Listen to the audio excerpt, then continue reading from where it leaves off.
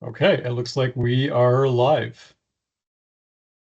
Great. Well, if welcome to everybody. If you're just jumping on now, we'll get started in a minute or two. Joel, are we recording? Yes, we are. Perfect.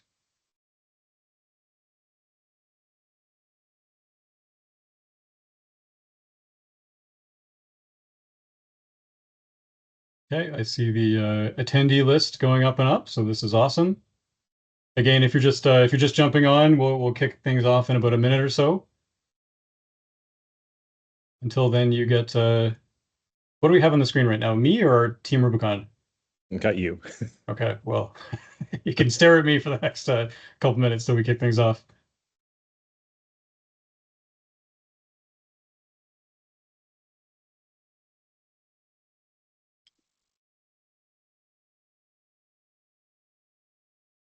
Hope you are doing well from wherever you're joining us.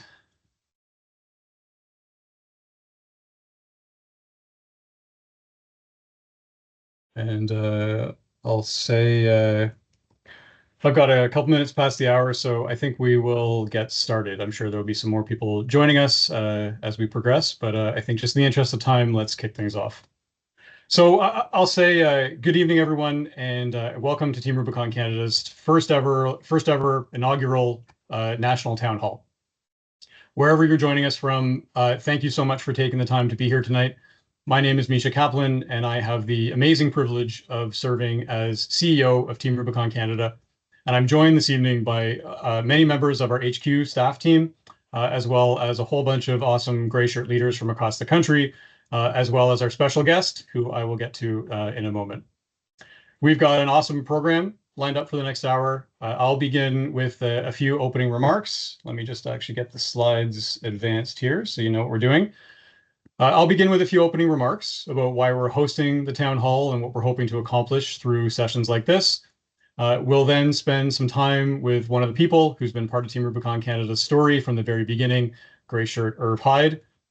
And after that, I will share a few thoughts on our current priorities, where TR Canada is headed, and what I see on the horizon for our organization. And then finally, we will spend the last part of the evening or afternoon, depending on where you are, answering questions. And we'll see how that format works. This is our first town hall, of course, and we do intend to learn from it. Please forgive us in advance if there are some hiccups along the way. Again, this is the first time we're doing this. We're hoping to continuously improve this process as we go. Our intention is to host another town hall later this year and then move to a regular 6-month cadence at the very least going forward into 2027. So with that, we'll get started. And I will just go ahead here. So welcome. So I have been with TR Canada for almost a year. And when I joined the organization last summer, one of the things that really struck me immediately was just the strength of the Greyshirt community in this country. We are a national organization spread across one of the largest geographies on Earth. We come from different professions, different backgrounds, different experiences, different communities, but we're all connected by this shared commitment to service, by our veteran-led ethos, and by the incredible network of Greyshirt volunteers that we have across the country. At the same time, one of the realities of being a national organization is that distance can really create barriers. Sometimes those barriers are just strictly geographic. Again, we're in a big country. Sometimes they're organizational. Sometimes they're simply informational or communications based. And I think it's natural for people to wonder, why are decisions being made? What is HQ working on? Where is the organization headed? How are priorities being set? And I think most importantly, is my voice being heard? And all of those are fair questions. And I think that's really why we're here tonight.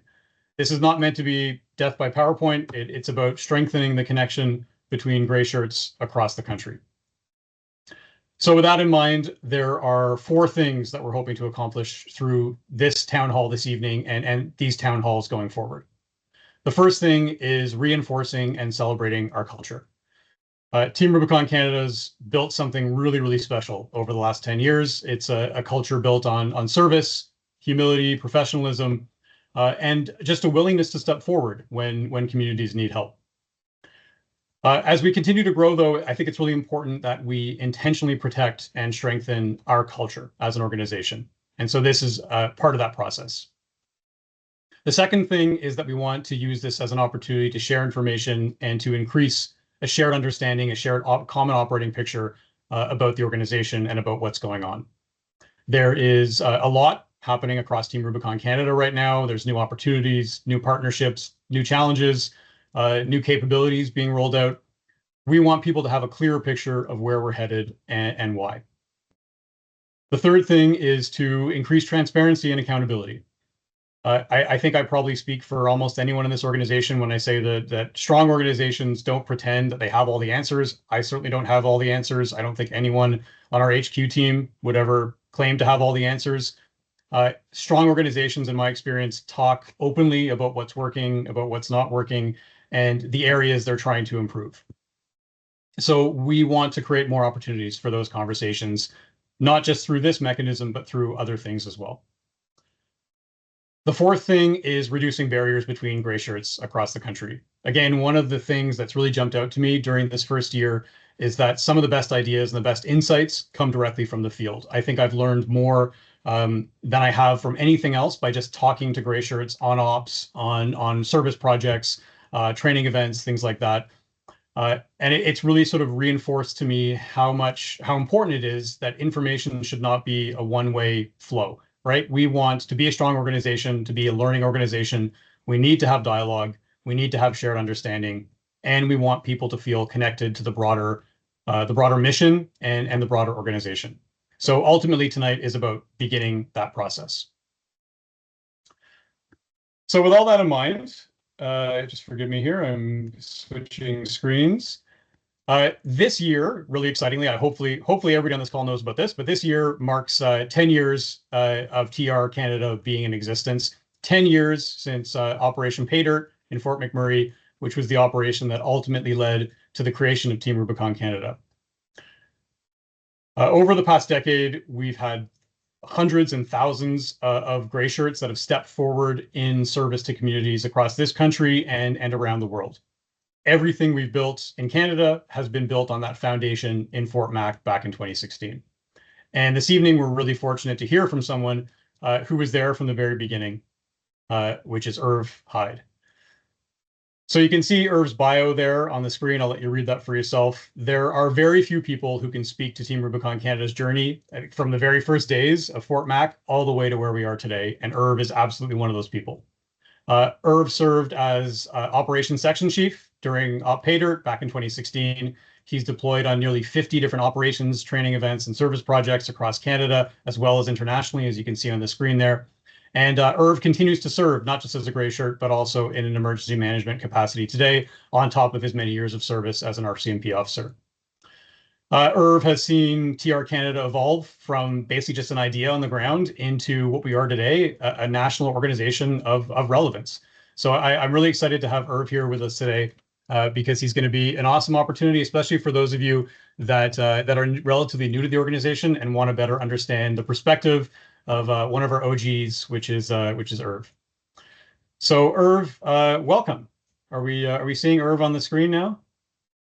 Perfect. Okay, there we are. Irv, hello. Hi, everyone. Good to see you. Super excited and super humbled to be here. Awesome. Amazing, Irv. And thank you again for being here. I'm sure it's really nice for a lot of folks on this call to see you, especially if they haven't seen you for a while. So I'm just going to go through a few different questions, Irv, that I have for you, and we can kind of just make this pretty conversational, and you can just tell us a bit about your story. So I'll start with the first question, Irv. Is there a specific moment from Op Pay Dirt, like a person you met, a conversation you had, something you saw or experienced that's really stayed with you in the 10 years since then? Oh boy, there's several things that have stuck with me about that first stop. I'll start with 857 work orders completed by Greyshirts.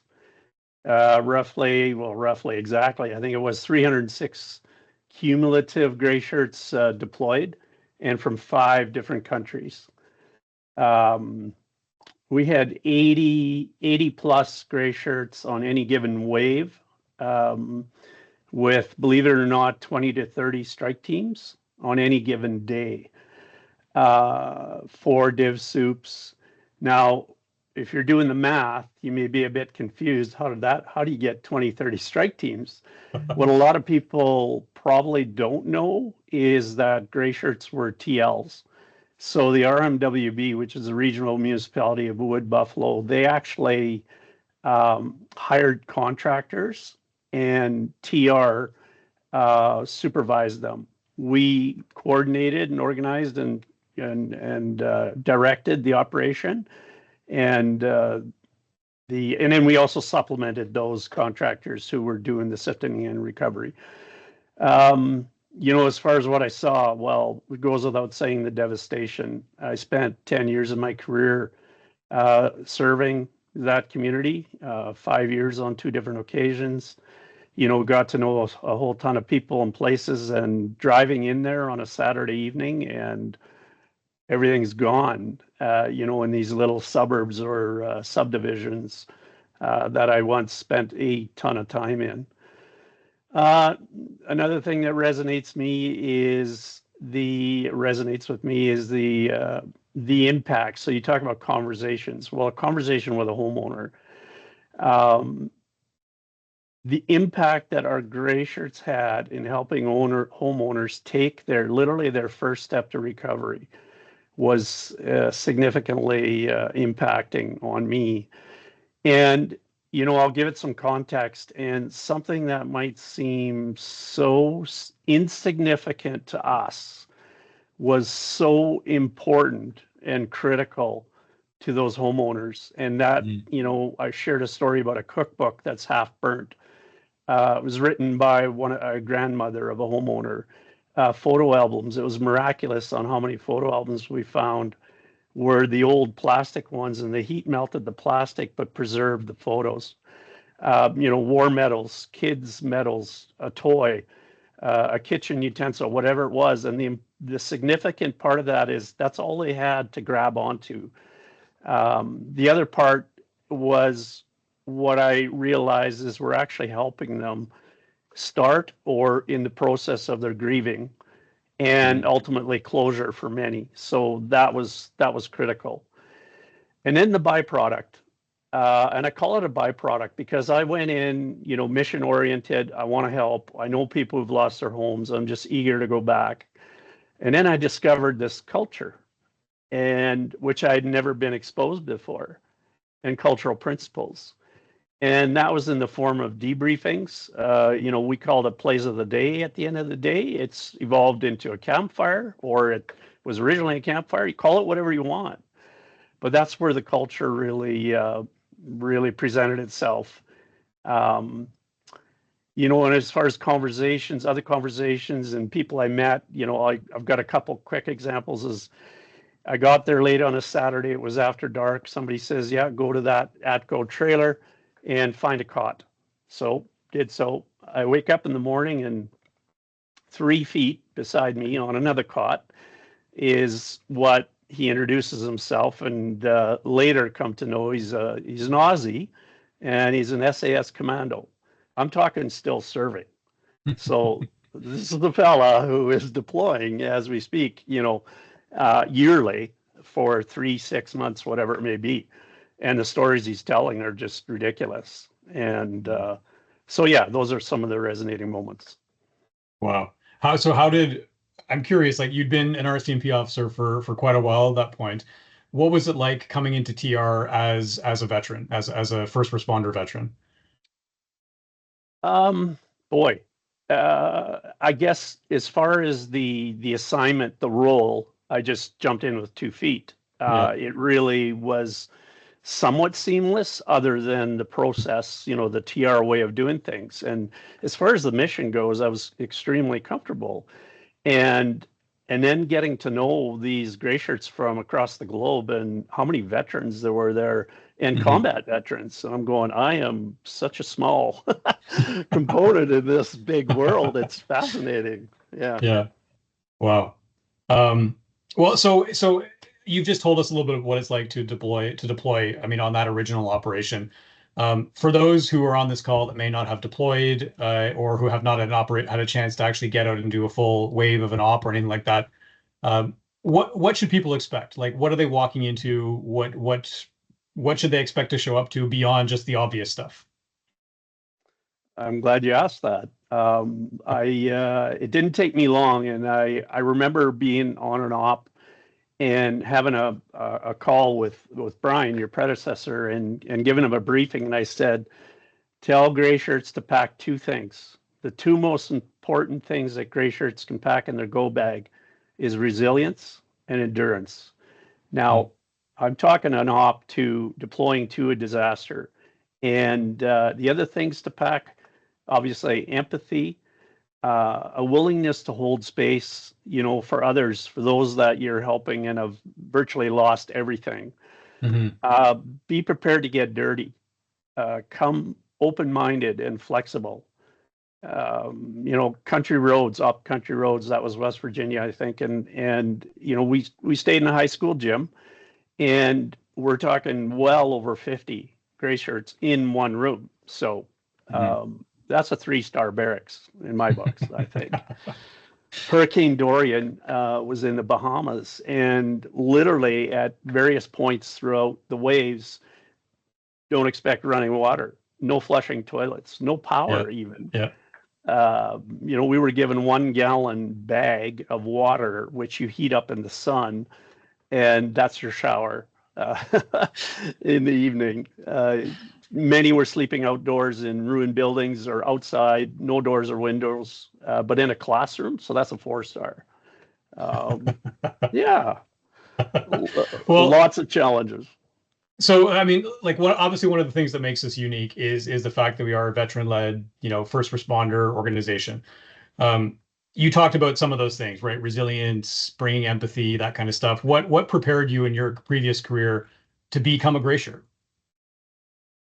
Oh boy, I guess it's responding to chaos, having to problem solve in a very short period of time.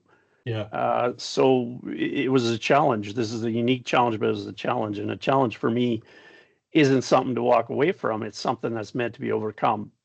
You might not be able to do it alone, but you got to find a way, and it's the mindset, I guess. And the challenge, being ready to pivot on short notice. Again, I talked about flexibility. Become a minimalist. So you may go into a situation, you may get seconded somewhere, you deploy, you've heard the term less is more. That's a real thing.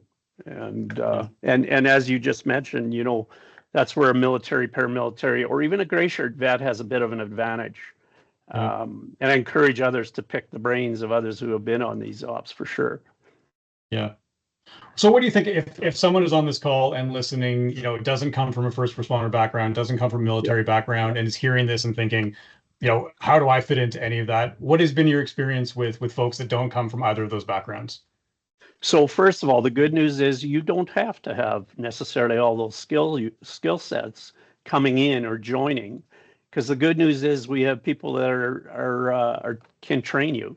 There's so many rock stars in this organization with various experiences, and we have a robust training program. So that's the good news. What you need to do is be willing to embrace it, be willing to learn, and maybe be exposed to some things that are a little bit outside your comfort zone, if that makes sense. Be truthful in your skill sets and capabilities, like when you're registering, especially if they're asking for something specific, depending on the deployment. And embrace the TR's cultural principles. Can't emphasize that enough. Yeah, for sure. Can you talk a bit more, Irv, about you were saying a few minutes ago about kind of being part of the healing process for people that have lost their homes or experienced a disaster of some other kind. Can you talk a little bit about, I guess, kind of what your experience has been like in that sense? Sure. I come from a career that involves dealing with people on their worst day, and I'm talking where they've lost a loved one. And an unfortunate part of the job is in some cases, you may know their loved one is deceased before they do, and you have to go let them know. And you learn very quickly through experience, not through training, because nothing trains you, nothing gets you ready for what you may encounter. And it's literally holding space, having empathy. And you know what, I give credit for the river program, learning this from the instructors there is, and know that it's okay not knowing how they feel unless you have felt exactly what they felt. And that has really helped me through that. And it's just literally bearing witness, holding space, and know that it's okay that you don't know exactly how they feel, but empathize and let them go through the process. And it's just such a huge boost for people who have, lost a lot. Yeah. I speak from limited experience, right? My only ops that I've been on so far this year have been Granite Shore in Newfoundland last year, and then the operation in Peguis First Nation in Manitoba back in April.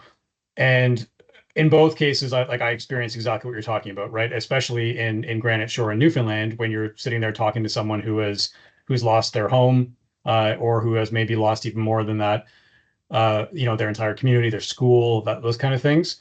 And it was one of the first times in my career that I'd really sort of become aware of the power of just holding that space. When you first experience it, you're looking for something to say in response, right? But there is nothing you can say in response in some of those cases. It's just holding the space and understanding that sometimes people just need to tell you their story, and that's part of the process. So that's been for my experience, a really powerful thing. Absolutely. And you might need to give a hug or two once in a while. Yeah. Yes, absolutely.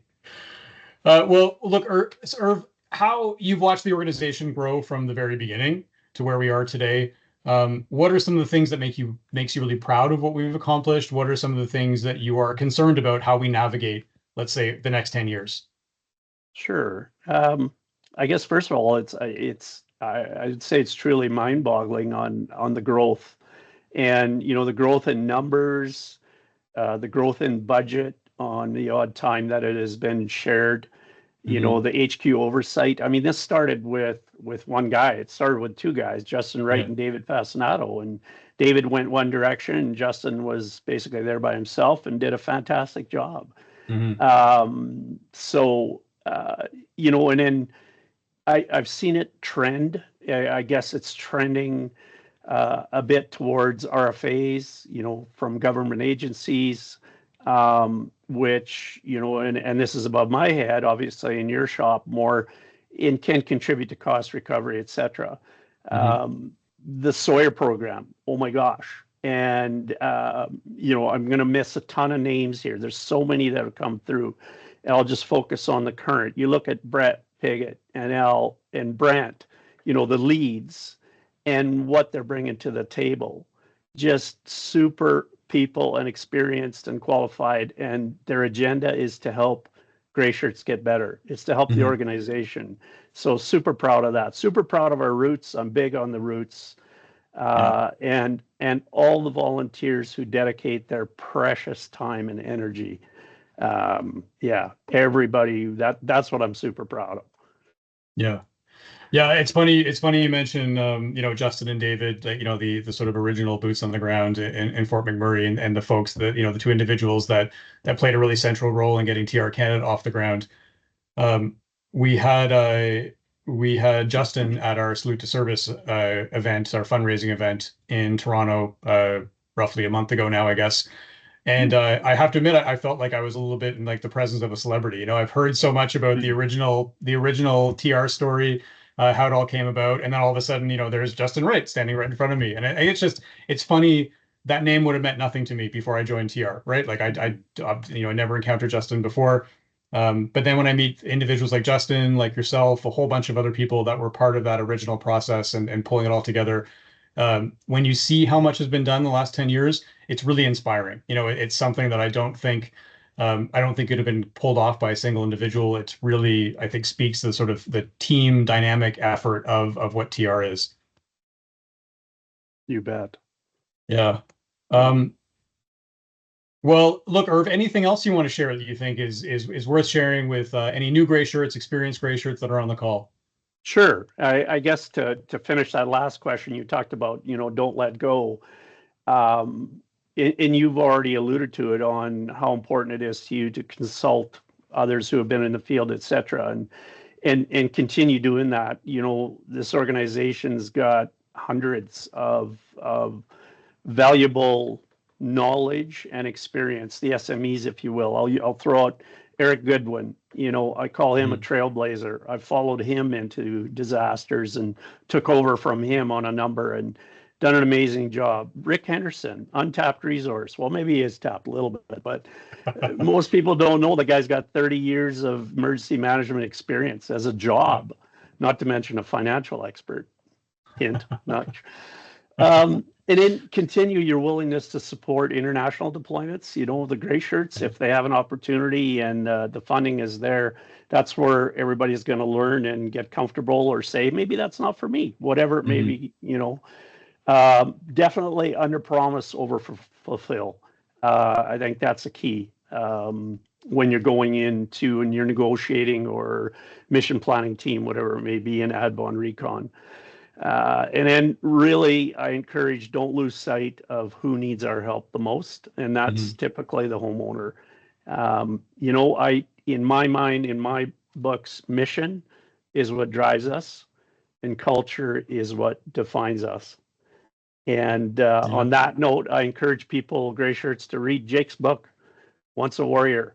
And what I really encourage you to take out of that is embrace the intention this organization was originally created for. It really drives it home there. I've come to the realization also, like, gray sky events are nature's reminder of who's actually in control. That I've discovered. And one of my favorite taglines is disasters have no borders. And the cool thing is neither do Greyshirts. Yeah. Well, that's a great reminder, Irv, because for those on the call who might not be tracking this, we are part of a broader Team Rubicon network, right? If people are not super familiar, hopefully everyone's gone through TR 101. But if folks are not familiar with the origin story, there's tons of stuff online. Go to TR 101, go to Roll Call. There are so many inspirational stories from those early years back in 2010. And if you stick around the organization long enough and you do, what you're suggesting, Irv, you deploy internationally or in the US somewhere, you'll meet American Greyshirts that have been there from the very beginning. I've had the privilege of being down to the US on a few occasions, meeting with their senior leadership, meeting with a whole bunch of American Greyshirts. And it's a great reminder because we are part of something much bigger, right? There are almost 200,000 Greyshirts in the US alone. And we go all over the world as an organization, right? Our brand is increasingly growing and increasingly well known. And it's really inspiring to be part of something that you can automatically walk into an op anywhere and you're around Greyshirts and everybody more or less shares the same values, right? We're all committing to the same cultural principles, regardless of what background you come from, whether you're military, former first responder, a civilian who doesn't come from either of those worlds. There's just this shared sense immediately of service and a desire to help others. And it's a really, really cool thing. Awesome. Couldn't agree with you more. Sorry, say again, Irv? No, I couldn't agree with you more. Well said. Okay. Well, look, thank you so much. Anything else you want to add, Irv? Absolute pleasure to be invited. And good to see so many people on the call. Really grateful. Awesome. Well, look, thank you so much. I, again, really appreciate you being here, Irv, and sharing your story with us. Thank you again. Thank you. Take care, everybody. You bet. Okay, let me, well, that was very, very cool.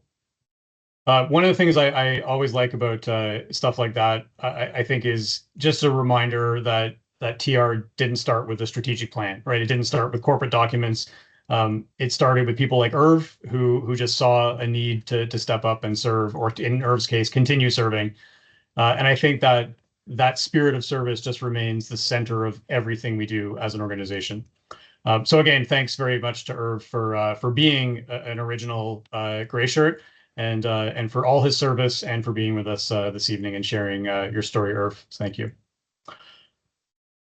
Okay, well, I'm going to pivot now to start talking a little bit about where TR Canada is headed and what we're focused on as an organization over the next 10 years of our existence.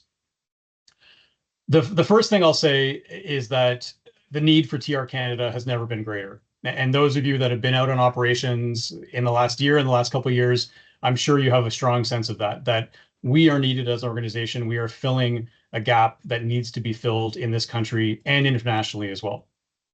We're seeing disasters become more frequent, more complex, more costly, both in financial terms as well as human terms, wildfires, floods, extreme heat, severe storms, disasters that once felt kind of unusual or impossible in your region are now becoming possible and in some cases common, right? I grew up in Ottawa. I live in Ottawa now.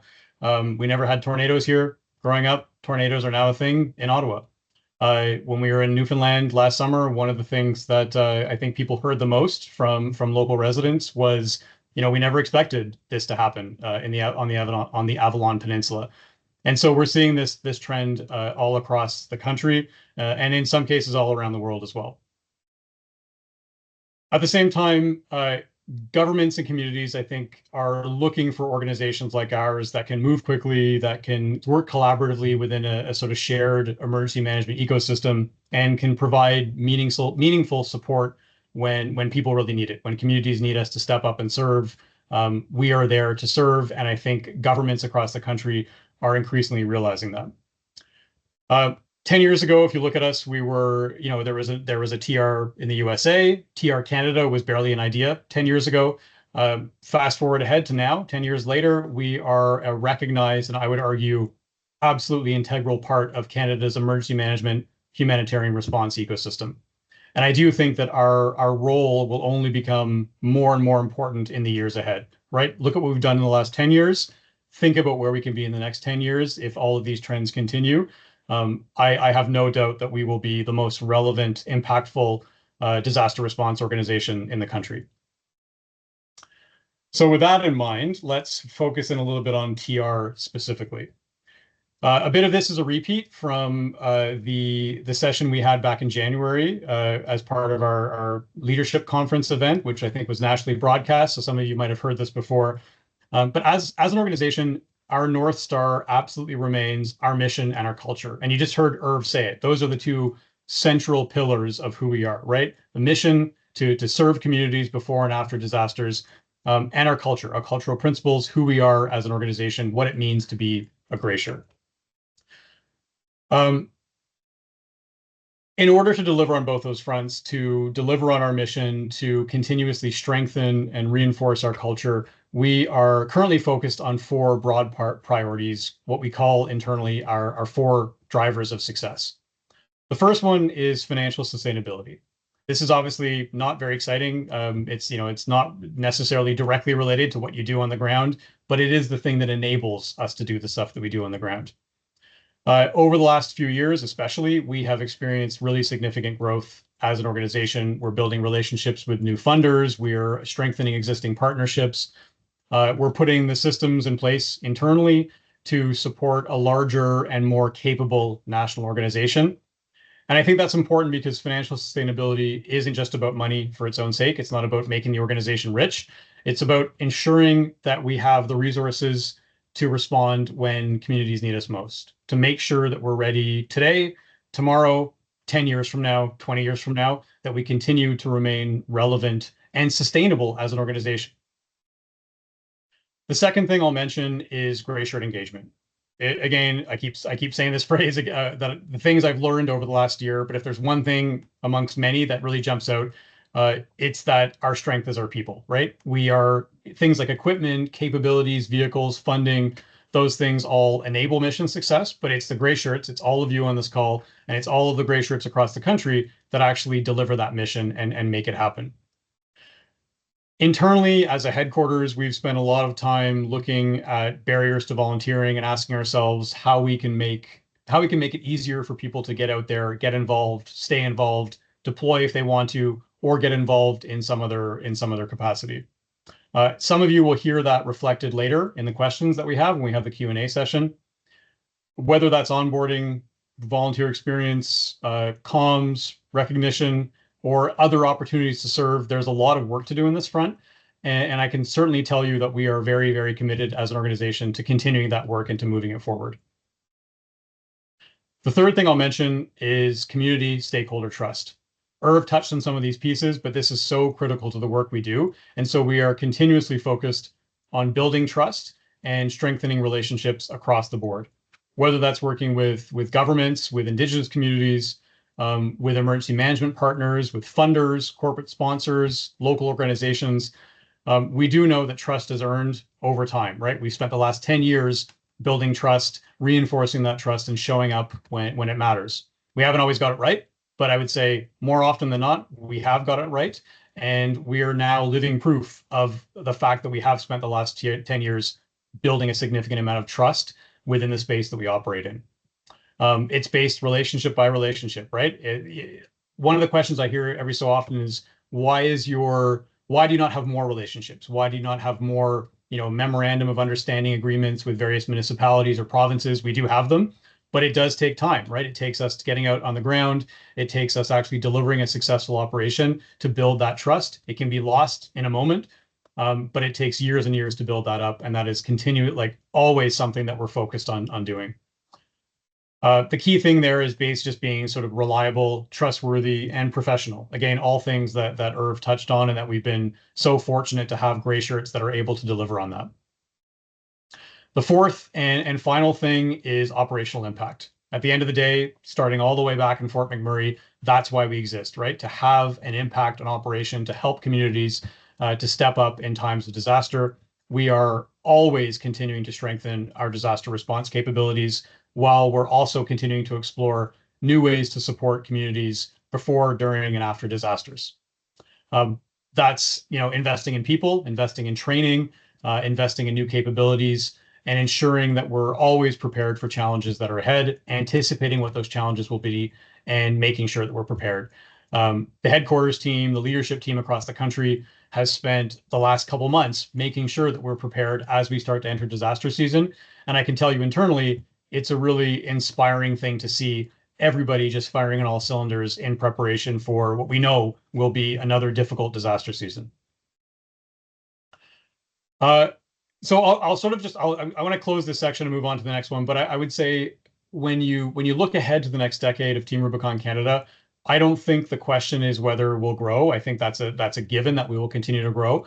I think the question is whether we'll grow while staying true to who we are and who we were back in 2016 under the circumstances that you heard Irv talk about. I think that's one of the most important things that we need to get right as an organization, is not just growing for the sake of growth, but growing in a way that is true and authentic to who we are.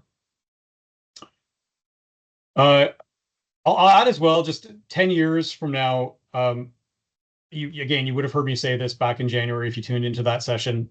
Team Rubicon 10 years from now, the vision that we have is that we are the most trusted, impactful disaster response organization in this country, full stop.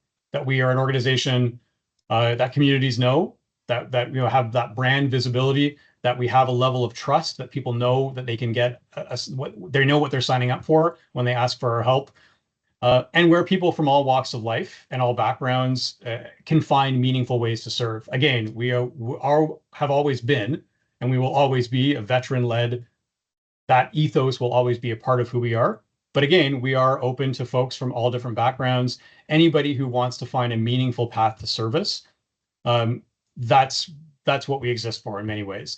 And we are going to continue refining that and increasing ways for people to serve from all different backgrounds. Okay, let me just move on then. Having all said that, I'll step off my my soapbox here and move into the Q&A session of the evening, because I think this is where we have some good questions here lined up for you, I guess I should say. I want to thank everybody who submitted questions in advance. Really appreciate all your questions. I will say some of you had very regional specific questions, which are probably best given to the individual provincial leads or to your respective contact at HQ. So I'm not going to be asking folks to get into sort of regional specific questions. What we've tried to do here is find a sort of high level thematic approach to this. We received a huge number of really thoughtful questions covering everything from kind of future direction to culture, onboarding, partnerships, etc. I think to help us make the best use of our time, we've grouped those submissions into 6 different broad themes, and we've prepared responses for each of those. We only have, what are we at right now? 7:40 my time, so we have 20 minutes left. So I think just in the interest of time, we're going to just jump right into it. Rather than rushing through each question as well, we have asked folks to prepare responses to these questions. Again, we've collated a bunch of your questions, we've grouped them under different sections, and we've tried to come up with responses that hopefully speak to a number of different questions that all fall under, let's say, the topic of volunteer experience or something like that. I'm going to start by answering the first question myself, and then I'm going to pass it around to other colleagues to jump in because they know the answers to these questions much better than I do. So with that in mind, the first question is, after 10 years, what does the next decade look like? How is TR Canada positioning itself to grow and stay relevant in a disaster landscape that's getting more complex every year? What capabilities are we building? Where are the gaps, and where do Greyshirts fit in that picture? Amazing question. I love this. I think the starting point to answer that question is that the environment around us is changing. If you go back to some of the points I made on a previous slide, we are seeing disasters become more frequent, more complex, more costly, wildfire, flooding, extreme heat, etc. Communities across the country are looking for organizations that can respond quickly, that can be professional, and that can work at scale, that can operate across the country, deliver multiple operations at a time. We did that for the first time last summer, I think with great success, and I'm sure we'll be doing that again this summer. So when I think about the next decade of TR, again, I don't think the question is about growth. I think that's a given. I think the question really is about how do we grow in a way that's authentic to ourselves. And to do that, again, I would go back to those 4 drivers that I mentioned. Financial sustainability is needed to support a larger, more capable national footprint. Greyshirt engagement, we're continuing to invest in that. We're continuing to emphasize the volunteer experience as being critical for what it is that we do. We're continuing to work with partners, right? The third thing, we're trying to make sure that TR Canada is a trusted, reliable part of Canada's emergency management ecosystem. And the final thing is operational impact. That was, again, the first thing that we did as an organization. The first kind of hurdle we got over was proving that we can have an impact operationally. And those of you like Irv that were there, part of that first operation, you saw that happen. You saw that play out in real time. All of that means continuing to strengthen core capabilities, also exploring new capabilities where we can add additional value. We are constantly in conversations with government partners, with provinces, with other NGOs to ask, where can we step up and serve? How can we be most helpful? How can we deliver on our mission, whether that's sifting operations or some kind of capability 5 years from now that we don't even think exists at this point? We are always looking at strengthening what we do, as well as looking ahead to anticipate what we think might be the needs of the future. We do have some gaps, and I know others are going to speak to that on different questions. But I would say that the center of all of that, again, I've said this earlier, but the center of all of that is Greyshirts. Everybody on this call, those are the individuals that are on the ground actually delivering the mission and making all of this stuff happen. So when I look ahead to what the next decade looks like, the centerpiece of that is the Greyshirts. That was the thing that got us out on the ground back in 2016. It's the thing that makes us relevant today, and it's the thing that will keep us relevant 10 years ahead, 20 years ahead, etc. Okay, let me jump on then to question number 2, and I am going to be passing this to Colette Ainsworth, who is our Manager of Volunteer Experience, and I'm sure many of you have met Colette, who is in many ways the heart and soul of TR. So you can see the question on the screen there. Colette, over to you.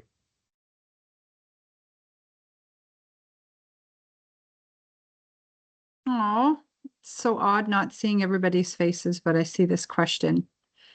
Joel, did you want me to read it out? Everybody can see it. It's good enough. I'll read it out. So TR Canada has been built on physical, boots on the ground service, and that's something to be proud of. But as this organization grows, so does the range of ways people can contribute. How is TR Canada creating space for Greyshirts of different backgrounds, abilities, and experience levels to find a meaningful role? And how do we make sure the Greyshirt feels like it belongs to all of them? Well, everybody has a role, know it. And TR Canada was built on the belief that everyone has something to give and that service takes more forms than most people expect. And we know that every Greyshirt cannot spend a week on a disaster operation, and not every role requires you to be lifting a sandbag or running a chainsaw. The Greyshirt belongs to people with other skills as much as field skills, to volunteers who support remotely, national HQ, volunteer support, training roles. The examples, honestly, are endless. But one sticking in my mind was the 18 Greyshirts who stepped up to do the intake during the Op Wild Rose. This was a national effort. It was a remote position. They were calling disaster-affected community members in Jasper. So supporting the mission doesn't mean that you're physically present in the communities that we serve. Our membership team, our culture committee, the mobilization support crew, the information officers. These aren't secondary contributions, but each support the mission. And for the Greyshirts who can engage but can't commit to multi-day deployments, these are single-day service projects and community events. This is meaningful work, and that serves the people and the community. TR Canada meets people where they are in their experience, their availability, their abilities, and everyone has a role. That would be my response to that. I am a perfect example of someone that came into this organization not knowing what my role would be. And I've been able to find my way and wear many hats. And I continue to support those, in similar situations. So yeah, there's a space for everybody. You just have to be willing to jump in. Amazing. Well, thank you for that, Colette. Yeah, I really well said. And I'll just say as well, we are always looking for new opportunities to continue pushing that out, to make more opportunities for people to serve, whether that's more operations, service projects, training events, helping out remotely, all the stuff that Colette said. That is something that we're always looking to continue pushing the benchmark on that one, whether it's this year or into subsequent years beyond that. So thank you very much, Colette, for taking that one. Okay, question number 3. Let's see here. Partnerships. So I'll just quickly read this one out. Partnerships are critical to TR Canada's ability to operate and grow. Can you speak to how we're building and formalizing those relationships? For example, where things stand with a potential agreement with the Department of National Defense around the use of D&D property. So I've asked Steph Baker and Tim Kenny to answer this one. Steph, or if you haven't met her, Steph is our VP of Development and Communications, and Tim is our Chief Operating Officer. So Steph and Tim, over to you. Excellent. Thanks so much. So I will start first, and I'm not entirely clear whether the question is related to our neck of the woods, but I will give some information on partnerships from the development lens, which affect the programs and operational lens as well. So partnerships at TR range from Greyshirts, our partnership with all of you in the mission that we look to achieve, through to those who provide money, those who provide things, and those who provide services. So our role on the development side, and in sort of layman's terms, that's fundraising and accumulating assets that we can use in the service of our mission. We work to find partners who are eager and have the resources that we need to fulfill our mission. Obviously, our first focus is going to be money. That allows us to get boots on the ground and get you out the door.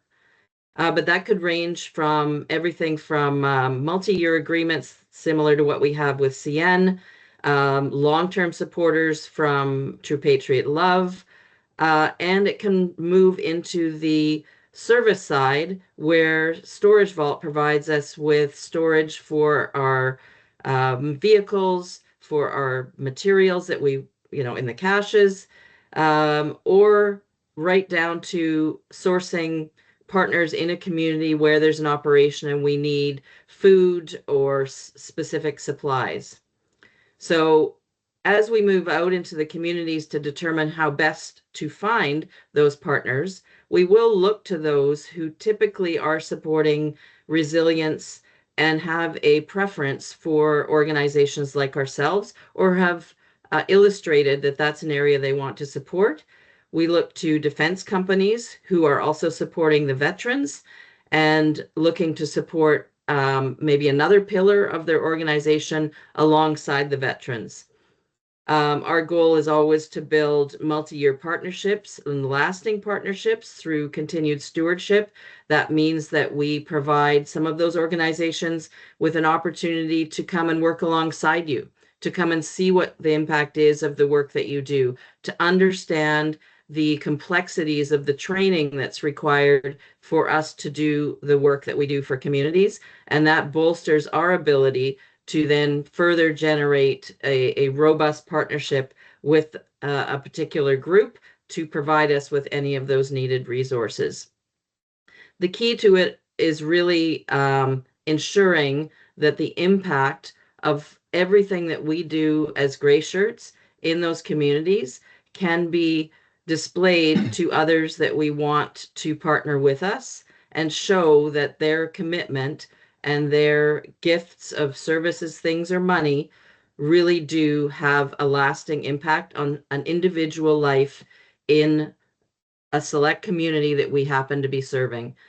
We do a great job of making sure that we do the work on the ground, and it's really important that we portray that to partners for them to fully understand I keep saying the word impact, but the impact of how we're affecting people's lives. Now, that's one component of partnerships. I think Tim's going to speak to some of the others that relate to different aspects of our business. Thanks, Steph. So listen, I'll speak specifically then generally. So with respect to the Department of National Defense, the fact of the matter is that we have not been able to secure any support from them, not because they don't want to, but because setting that up right now is just not a priority. We have sought assistance from some well-connected members of our board. We have had discussions that have included the minister's chief of staff and his personal policy staff. But unfortunately, with the reality of what is happening geopolitically as well as domestically in terms of increasing spending and the need to dramatically upscale the CAF, the talks have not gone as smoothly as we would have wanted. Broadly speaking, though, that doesn't mean that we're not trying to advance our position when we look at governments both at the federal and provincial and municipal levels. So the first thing that we've done is we've recently dedicated a staff member to developing our government relations cell and to begin to work on a government relations strategy.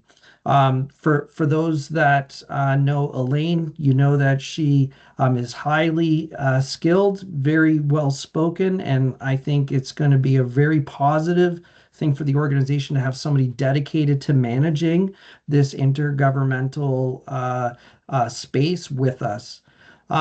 We are also looking at how we can delegate responsibility for relationships down to the lowest level. And so for those who aren't tracking, the metros, as your metro comes online, as its reorganization has, of course, been complete, but as they come online, and as you hit green in terms of having the right number of leaders, volunteers, and training folks, deployable gray shirts as well, then the organization is going to be looking to enable those metros to start to establish the relationships with the community level EMCs. And then what that'll allow us to do is to allow the headquarters to focus at the province, at the provincial, territorial, and federal level. And we're hoping then that we can be working a little more with a little more focus, a little more deliberateness, and with the ultimate aim of continuing to grow those partnerships that get us the resources and the connections that we need to deploy. Thanks. Amazing. Thank you, Tim and Steph. Appreciate you taking that one on. Okay, question number 4. I know we're getting close to time, so we'll try to keep this as tight as we can. This relates to onboarding and enabling volunteering. So this is very much in Colette's world. Some gray shirts have told us the onboarding process, specifically having to send personal information to the US, stopped them from completing their registration. Where does that stand, and what is TR Canada doing to make sure our systems reflect the fact that we are a Canadian organization? Colette, over to you. Me again. We heard you. Within the past several weeks, TR Canada partnered with a Canadian company to bring background checks to Canada. So the new system's called Triton. Woohoo, celebration. It's currently in testing and will roll out nationally in the coming months. The turnaround is 15 minutes, not days. TR Canada, though, does share our operational database with TR USA. It keeps our costs down as our organization grows, and it gives us the infrastructure we couldn't afford to build independently. So that data is not used outside of our organization. We are a Canadian organization, and this is a huge start to addressing the most significant concerns, which was security checks. So Triton, over the next, couple of months, will be rolled out completely nationally, but the database that we share with TR USA will be there. So your information is shared. Super. Excellent. Thanks. Well, that's awesome, Colette, and thanks to you and the rest of the team for pulling that off. And to the pilot testing team that supported. So thank you, membership team, for running that little test with us to make sure that the system worked before we rolled it out. Appreciate you all and all your support. Indeed. Okay, the next question is on maintaining our culture. I've asked Brett Sims, who is our manager of capability development, to take this one. And I'll add as well that in addition to being a member of our staff team and an incredible member of our staff team, Brett is also a longtime gray shirt, has done a whole bunch of ops, a whole bunch of training, and is very much someone who leads as a gray shirt first and foremost. And I think someone as well that we all think of as kind of one of our key culture keepers. So I think Brett is really well positioned to answer this question. So Brett, over to you. Thanks, Mischa. Hey, everyone. So the question is, as TR Canada grows and builds more structure, is the culture at risk of being diluted? Are we moving away from what made this organization what it is? And how do we keep it strong, grounded, and authentic as we scale? I think the short answer is yes, there is real risk. There has been risk, and there will continue to be risk of culture dilution and mission drift. Growth itself comes with risk, but I think it's actually a lot more complicated than that. Before I get too deep into it, I just want to sort of emphasize 2 things. One is that this is a massive HQ priority, as you've probably already picked up from some of the things Mischa's been saying. This is something we're always keeping an eye on. So it's not like this isn't on the radar. And we're constantly kind of keeping it as our North Star. And the other is that there is no official party line on this. So what I'm sharing is my perspective. And I know it's common to, a lot of people will share these views and there's overlapping views. But, we all try to be guided by the idea of mission first, gray shirt always. But how exactly we hit that has some variation. And I think it needs to have that variation. Anyway, this is just sort of my point of view. I'd say that as we grow, we have to make changes. Changes are part of how we solve real operational problems. And growth itself is not a goal. Like growth itself is a solution to a problem. It's a solution to a capacity problem. And like the structure that's referenced in the question, that's an answer to growth needs, and it creates consistency, and more oversight creates more accountability, and all of these things are good. But like medicine, anything that has a strong effect is going to have strong side effects, and a lot of these solutions create tension with things that are inherent to our core principles, and who we are as a group. So like stability and size, they come with inertia and they reduce agility, and process and structure, while bringing lots of value, also reduce the opportunity for initiative and the fast response that we're used to. So like this is the kind of tension that we're always trying to manage. And this is where the risk, I think most of the risk to culture and mission comes from, is managing the tension between the solutions we need to solve the problems we actually deal with, and that also threaten culture and mission if we don't solve them, and the core identity that we have. So like as you think about this, it's not what we do or that we're growing, it's how we do it that really matters. And that's where the things kind of get tricky. So I think like my perspective, there's sort of three things that I see as solutions we've brought into place that are going to be important to how we manage this, particularly as we grow. And I think it comes down to centralization, risk tolerance, and government funding. These are three driving factors that affect risk. I think centralization is about pulling some of the decision-making back from the Greyshirt level, from the volunteer level towards HQ. And I think that solves a lot of coordination issues that come with scale. But I think it also creates bottlenecks, and it reduces volunteer autonomy. I think volunteers get frustrated waiting for support from staff that are overworked and don't have time. I think it generates some complacency in volunteers at times. They get used to having things done for them, and there's lots of things that come with that. But finding that balance is tricky. It's a tricky thing, and it's an ongoing process. But that's something we really need to watch and work with as we grow, because as we get bigger, it's important that we maintain that relationship. I think what it really comes down to is that with that centralization, there's an element of, or a risk of erosion of trust that flowing both ways. There's a sense that we don't trust Greyshirts to make decisions. They don't trust our decisions. Like we need to find the right balance for that keeps things functional as we scale. I think risk tolerance and government funding are both closely tied together, and they're both tied to the financial crisis we had a couple of years ago. But generally, after that crisis, we've become much more careful about how we spend money and committing resources without secured funding in advance. And that's understandable. If you were around to see service projects and training that didn't happen, staff that had to be let go or that took voluntary leaves. It had a huge impact across the board from all the way up and down the organization. But what it means, that lowered risk tolerance, means we don't move as much purely on the basis of need like we used to. And I think we have to find the right way to balance that, because that acting fast and acting where we're needed is a huge part of our culture. And the bigger we get and the bigger the problems get, the more we need to be responsive there. And government funding is a tricky one too. The government funding is a natural outgrowth. The appeal of that comes from the stability that it brought in the wake of the crisis. And it's made us a lot stronger. It's made us more stable. It's given us resources that we wouldn't have had otherwise. But government funding comes with ties to government decision-making. And government decision-making doesn't always align with the direction we choose to go or the speed at which we choose to go.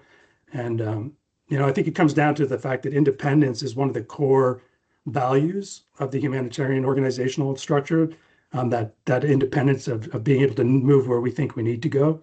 And as we get bigger, the need for that government funding is going to get bigger. And we're going to need to balance that very carefully so that we make sure that we can still stay true to being the people that go where the need is the greatest, when we see it and not when somebody tells us. And at the same time, making sure we can keep the doors and lights open, that we can actually get out there and do something. That's a tricky thing to balance. So, overall, growth comes with risk. It's just the way it is. Some of them we can avoid. Some of them we just have to manage. But I think it's important to note that like HQ is constantly and actively working on these all the time. The issues that we're dealing with are coming from solutions that are solving real problems that we can't just ignore either. And I think it's also important to remember that there's no playbook for this. Like we're 10 years in, we're still building the car as we drive it. And and a lot of the reason for that is, as Mischa pointed out, the landscape is changing constantly. the needs are growing, the funding's shifting, the permissions shift. So, it's a tricky thing to manage. But as we grow, if we keep our eye on the prize and try to keep those principles in mind, I think we're going to do just fine. I think we've been doing a good job. I think we can do better, but I think that's always true. And I think we're always going to keep trying to do so. Okay. Amazing. Thank you so much, Brett, for sharing that. Like I say, if you don't know Brett, he is, again, a culture keeper is probably one of the best terms. Brett, I'm not quite sure if that's a term you'd embrace yourself, but I guess I'll say Brett is a Greyshirt in every spirit. So when I hear someone like Brett saying, beware of these things, like these are barriers on the road or potholes on the road that we need to navigate. It resonates a lot with me, and I think it resonates a lot throughout this organization when you have those kind of concerns. And I think you're totally right to flag all of those points, Brett. Again, in my relatively limited experience myself, I've seen all of those potholes pop up over the last year. So thank you very much for sharing all that. Okay, so I apologize that we've gone a little bit over. This is my fault. I'm supposed to be doing probably a better job of of keeping us on track. We have one more question that I'd like. I'm going to ask Steph and Tim to answer again, and then I'll have some wrap up comments. So we should be done in the next sort of 5 or 6 minutes if you're willing to bear with us. So Steph, over to you for recognition / Mom's the Donor. Awesome. I'll read the question. Greyshirt recognition and morale matter, and swag, such as patches, etc., are one small and meaningful way volunteer leaders show appreciation in the field. How is TR Canada thinking about balancing Mom's a Donor with the tools that keep volunteer morale strong? So I don't think it would be a meeting. Unfortunately, I can't see everybody's faces, but I don't think it would be a TR Greyshirt meeting if we didn't talk about patches. So I'm excited that trend has continued. What I will say is that we've heard a lot about patches and how there's a sense that this contributes to morale. We know that no one volunteers to get a patch, but we also understand that having something for identity that folks are used to and can provide as recognition is also important. So I'm going to keep it brief and say that we're in a position now that we will commit to provide regional patches in small batches that the Metro leads and provincial admins can distribute to active Greyshirts. We will be providing patches for type 3 and above. The 10-year patch that was created will be available for purchase on our store, and then in next year there'll be a countrywide patch. There is an opportunity as well under certain circumstances to produce those or get a small batch of those distributed into the different regions if you feel that there is a particular desire to provide that to some key individuals. The other piece that we're looking at that relates to giving appreciation to someone in the field that's less of an expense would be poker style chips. So not a culture coin, but a representation of a coin that we're looking to create, and then we can disseminate that through the provincial admins and into the metros for them to distribute to Greyshirts or key folks that you might meet and feel like there's a need to pass on a coin. I hope that answers the question. I'm sure there'll be lots more. But please feel free to let me know your thoughts or your needs. We're always working to find a solution that isn't going to create a huge additional expense, but also helps contribute to the Greyshirt culture that you are hopeful for. Always recognizing that it's very, very hard to raise $1. And so when we spend $1, we want to make sure that the impact is equally as necessary. Over to you, Tim. Yeah,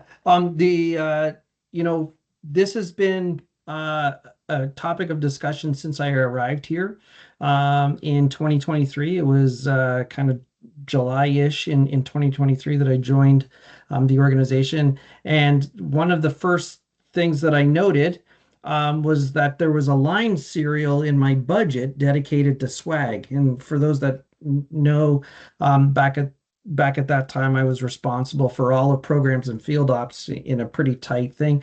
And it shocked me because we had dedicated the same number of resources that could get us out the door for a type 5 operation to buy stuff and swag. And for me, it did really seem to be a challenge to our first principle, which is, of course, mission first, gray shirt always.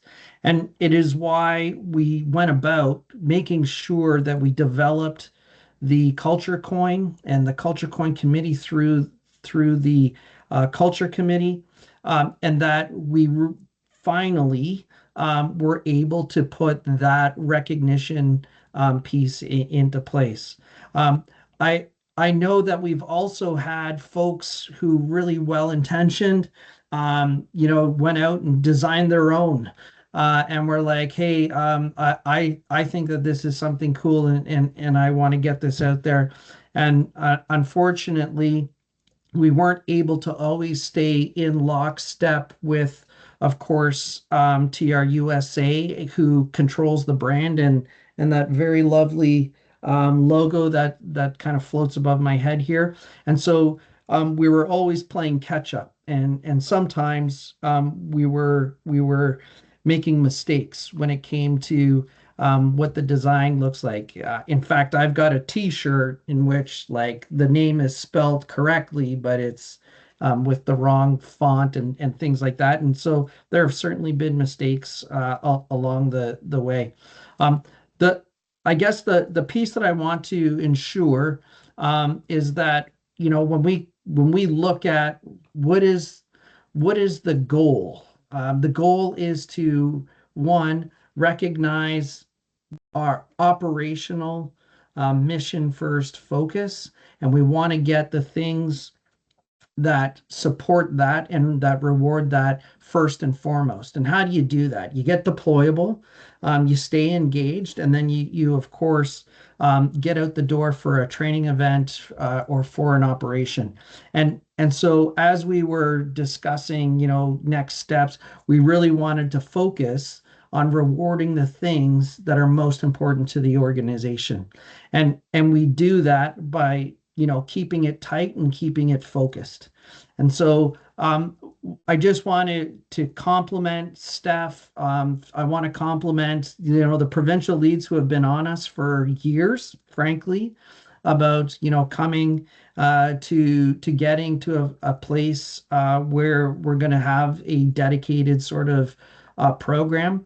But we also, want to signal that it can't just be an open floodgate, and it certainly can't be open season on like whatever fancies us. We're going to start jamming patches out everywhere. It's going to be controlled, and it's going to be deliberate. Mom's a donor, producing a bunch of things and then holding on to them for years at a time is, believe it or not, a waste of money. And we pay for that storage, or we pay the opportunity cost of not having that money go towards something like an operation. And so again, thank you to everybody who has provided the feedback. Thanks to Steph and the team who have been able to land somewhere that I think reflects what is important to us, which is that impact and getting something into the hands of the people who are driving that impact, which is of course all of the gray shirts out there. So thank you very much. Excellent. Thank you, Tim and Steph, for fielding that one. And again, apologize to everyone for us being a little bit over time. We're now entering just the final stage. So before we wrap up tonight, I want to thank everyone on this call for taking the time to join us this evening or this afternoon, depending on where you are. I also want to thank everyone who submitted questions in advance. Let me advance my slide here. There's some more information. The quality of the questions we got were awesome, and I think the questions we got really speak to sort of how engaged people are and how much people care about TR Canada and what's going on and where we're headed as an organization. So thank you again to everybody who submitted questions and everybody who showed up for this call. I also want to thank Irv for being with us today, as well as Colette, Brett, Tim, and Steph for fielding questions. A whole bunch of folks behind the scenes who made the event happen, Joel Johnson, Danica Artis, and Greg Higgs, and many, many others in the organization who played a part in putting this on and pulling this together and getting the word out there. One of the themes that you've heard throughout this evening and / afternoon is that Team Rubicon Canada is ultimately built on people and culture. You heard Irv say that. You've heard others reference that in the questions. It's built on Greyshirts who choose to step forward and who serve when communities need help. So before we sign off, I want to encourage all of you to continue sending your questions, your ideas, your feedback. We have a slide here that we'll likely see in a second, Joel, if you can toggle that. So if you have questions, ideas, feedback, suggestions for future town halls, ideas, topics you'd like us to address, please do send them to the email address on the screen. That's communications@teamrubicon.ca. Given that we're moving into disaster season, we can't guarantee we'll be able to respond individually to all of those questions, but we do promise that we'll be collecting them, reviewing them, and identifying common themes, and then using those common themes to help shape future conversations. Our intention, as I said at the beginning, is to hold a town hall once every 6 months going forward, which means our next town hall is going to be in the final quarter of this calendar year. We're still trying to pinpoint that, so please look out for the dates on that one. And we really want that town hall and all town halls going forward to reflect the issues and the questions that matter most to Greyshirts across the country. I'll close by saying thank you. Thank you to all of you for your service. Thank you to everybody in this organization for your service and for your commitment to Team Rubicon Canada. And thank you so much on behalf of all the communities we serve across the country. Thank you a million times.